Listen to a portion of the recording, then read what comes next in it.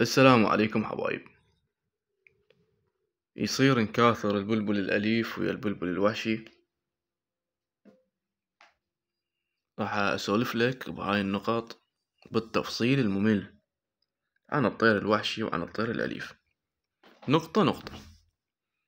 بالنسبة للبلابل أخويا وأختي، البلبل قدامه بلبل ثاني، ما يعرف هذا مصطلح الطير الوحشي والطير الأليف بالنسبة إلي وبالنسبة لك، بس تبقى نقاط لازم احنا ننوع عليها،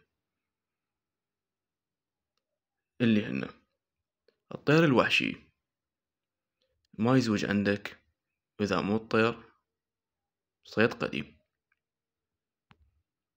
يعني الطير رايد له بالقفص فد موسم كامل في سبيل انت تقدر تكاثره.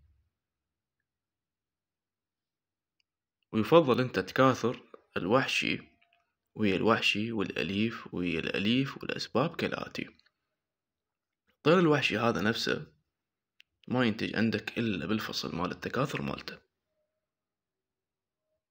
فصل التكاثر اللي هو يبدي مثلا من شهر 3 للعاشر وحسب تغيرات المناخ، بينما الطير الأليف نسبة كبيرة من يمه إذا أنت وفرت إله الغذاء المناسب والدفء داخل البيت ينتج عندك حتى بالشتاء.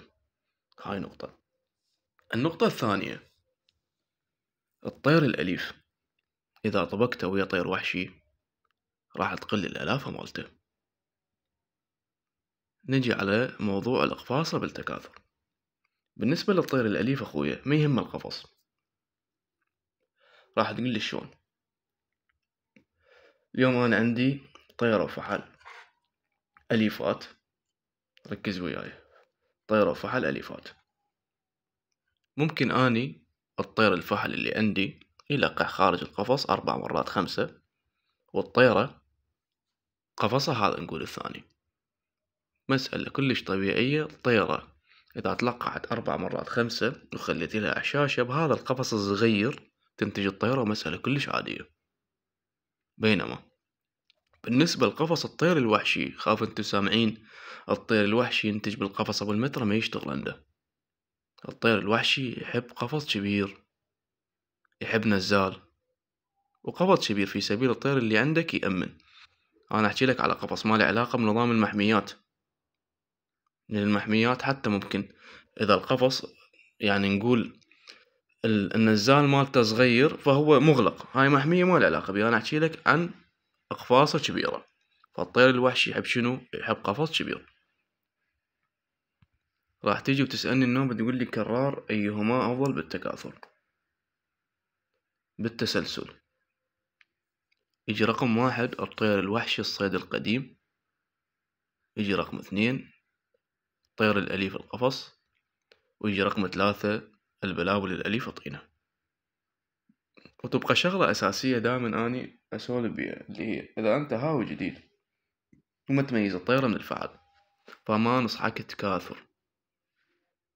أنت بعدك بأول باية، تعلم الهواية شوية شوية، تعلم شلون تميز الطيرة من الفحل، وبذاك الوقت فكر بأنه أنت تكاثر، لأنه راح تتعب، راح تصير بيك شلون الحالة النفسية.